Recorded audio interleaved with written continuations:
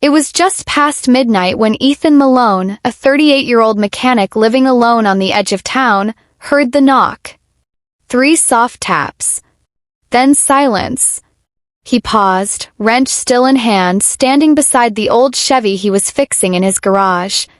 It was late, and visitors were rare, especially this deep in the countryside. He opened the door cautiously. Standing there, drenched from the rain, was a girl no older than 20.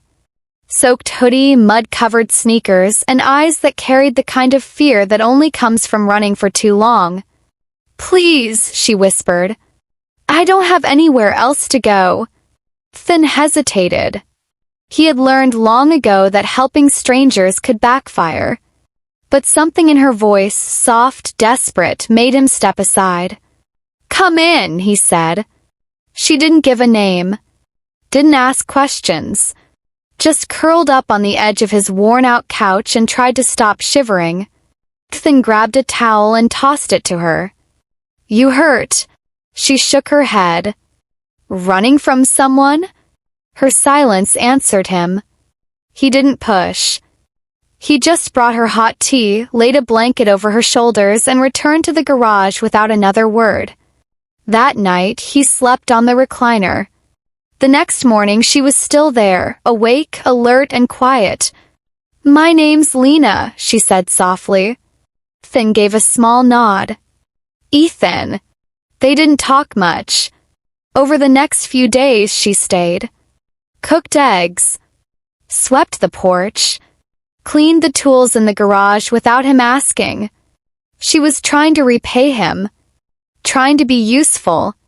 But she flinched whenever the phone rang.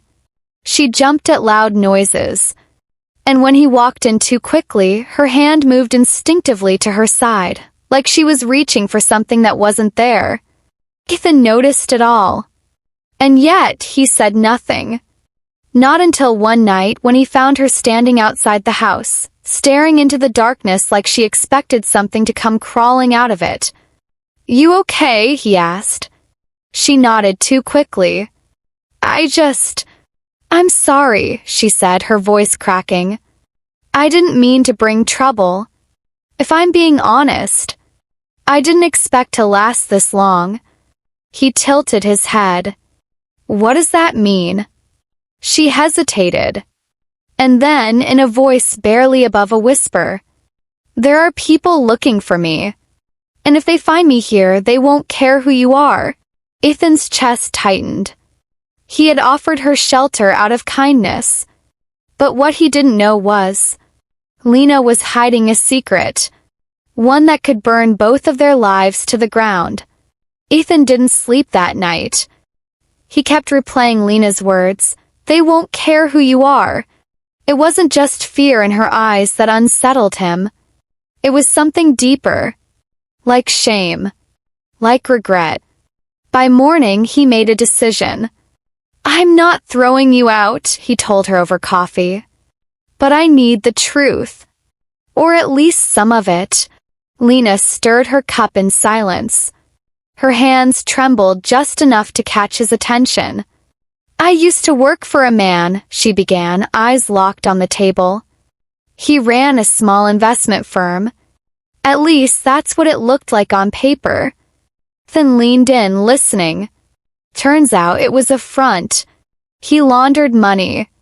Lots of it. I found out by accident when I was helping update some documents. I told him I wanted out. That I'd pretend I never saw anything. But he didn't believe me. Her voice cracked on the last word. "I ran," she whispered. "And I've been running for 8 months. Ethan exhaled slowly. Pieces were starting to fall into place. "You went to the cops?" She shook her head. "He has them. Or enough of them. I tried. The officer I spoke to was waiting for me the next day outside my apartment. No badge. Just a threat." Ethan rubbed the back of his neck. "So you've been hiding out this whole time?" "Sleeping in buses. Warehouses. Cheap hostels. I never stayed in one place longer than a few days until here. She looked up then. Her eyes were glassy. You're the first person who didn't treat me like garbage even before I told you anything. Ethan felt something stir in his chest, something protective. You're safe here, he said. I mean it. But even as he said it, a small doubt whispered in the back of his mind. Am I putting both of us in danger? That afternoon, he drove into town for supplies. When he returned, he saw a black car parked 2 streets over, dark windows, engine running, no plates. His gut twisted. He pulled into his driveway and waited. No one followed. No one approached. But he couldn't shake the feeling that eyes were watching. Inside the house, Lena was folding laundry like everything was normal. But everything was far from it. That night, Ethan pulled the old shotgun from behind his closet. He hoped he wouldn't need it. But if trouble was coming, he wouldn't let it take her without a fight. For 2 days, nothing happened. The black car vanished, the air around the house seemed calmer, and Lena even smiled once, briefly, when Ethan made her laugh with an awful impression of their nosy neighbor. But Ethan knew better. Peace like that only came before a storm. Late on the 3rd night, as rain whispered against the roof, Ethan heard it, a sound he knew too well. Footsteps on gravel. He looked at the clock, 2:13 a.m. Too late for visitors. Too early for accidents. Quietly, he got out of bed, pulled on his boots, and grabbed the shotgun. He moved toward the window and peeked through the blinds. 2 men. Dark jackets. Moving low, fast, toward the side of the house. He didn't hesitate. Lena, he whispered, stepping into the hallway. She was already awake, standing barefoot, clutching a kitchen knife with wide, terrified eyes. They found me, she breathed. Back room, Ethan said calmly. Stay down. Don't make a sound. She nodded and disappeared down the hallway. Ethan opened the front door with purpose, shotgun in hand, voice loud. Get off my property. The men froze. One of them raised his hands. We're not here for you, old man. Ethan narrowed his eyes. Then you're on the wrong land. This ain't a hotel, and it sure as hell ain't your hunting ground. The other man, taller, stepped forward. She stole something from our client. Something that belongs to him. Ethan's jaw tightened. She told me what he's into. If you're with him, you're criminals. Get off my land before you regret it. The shorter man smirked. You think you can stop us? Ethan cocked the shotgun. I don't think. I know. They stared at each other for a tense second, then the taller man stepped back. This ain't over, he said. You're making a mistake. Good, Ethan replied. It means I'm finally doing something right. The men disappeared into the night. Ethan locked the door, double-checked the windows, then walked down the hallway. Lena sat on the floor in the corner of the back room, shaking. He knelt beside her. I'm sorry, she whispered. I should have left before I brought danger here. Ethan shook his head. You didn't bring danger, Lena. He did. And I don't scare easy. She looked at him, really looked at him, and something shifted between them. He wasn't just the man who gave her shelter anymore.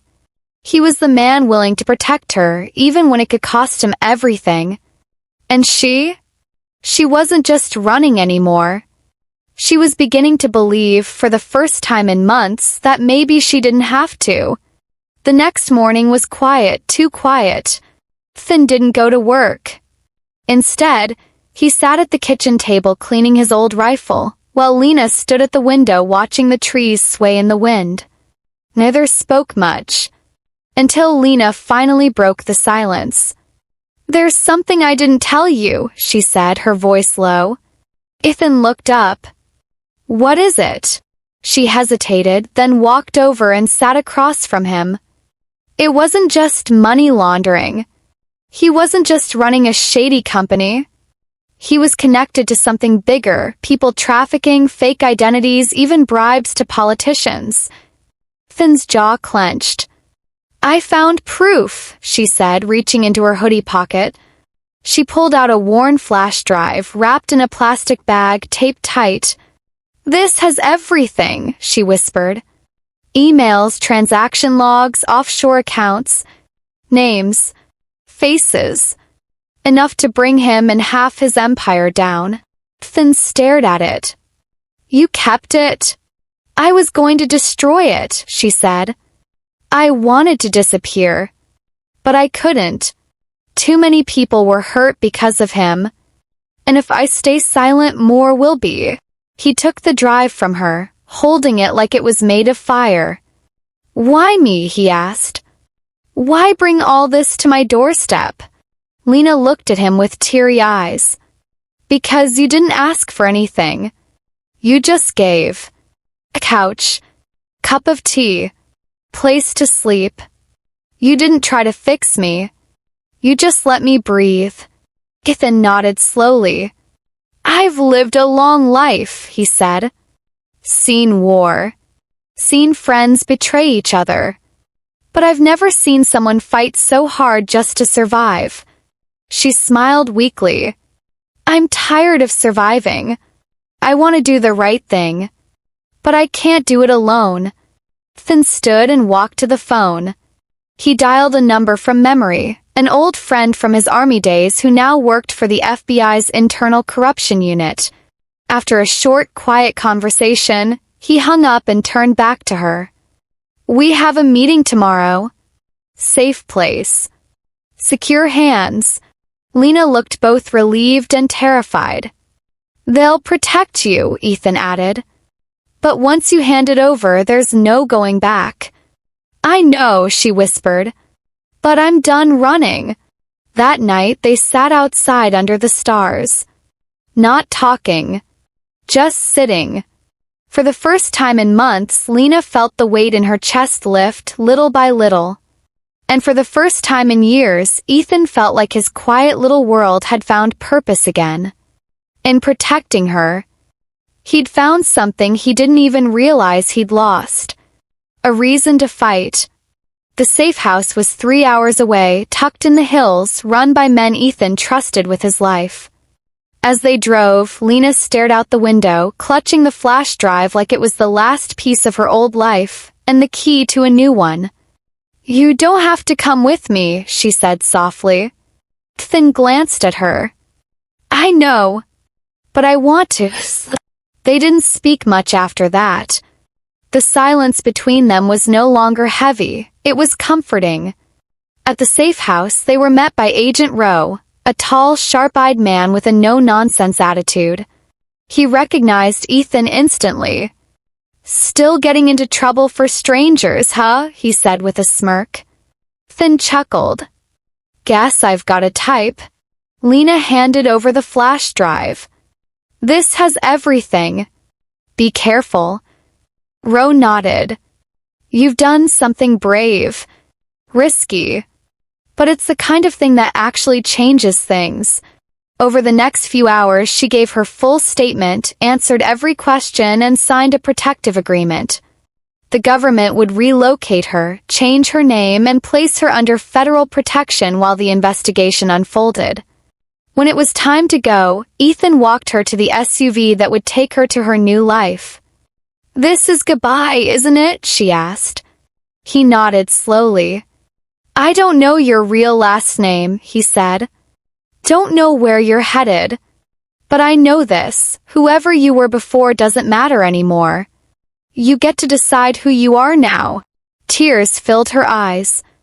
I never meant to care about anyone again. Ethan smiled gently. Funny thing about trust, sometimes it shows up in the places you least expect it. She hugged him tightly, longer than either of them expected. When she pulled back, her voice cracked. You saved me. You saved yourself, he replied. I just opened the door. As the SUV pulled away, Ethan stood at the edge of the gravel path, watching until the car disappeared beyond the trees. He felt something then, loneliness, yes, but also pride. Lena had walked into his life like a storm, but she left like someone who'd found her sky. 6 months later, a letter arrived. No return address. Just a single line. You were the only place that ever felt like home. Thank you. I'm okay now. L. Ethan folded it carefully and tucked it in a drawer beside the worn-out flash drive he'd made a copy of, just in case. He went back to fixing engines, drinking black coffee, feeding the stray cat that wouldn't leave his porch. But every now and then, when the wind was just right and the night was quiet, he'd look up at the stars and smile. 'Cause sometimes letting someone in is the very thing that saves you.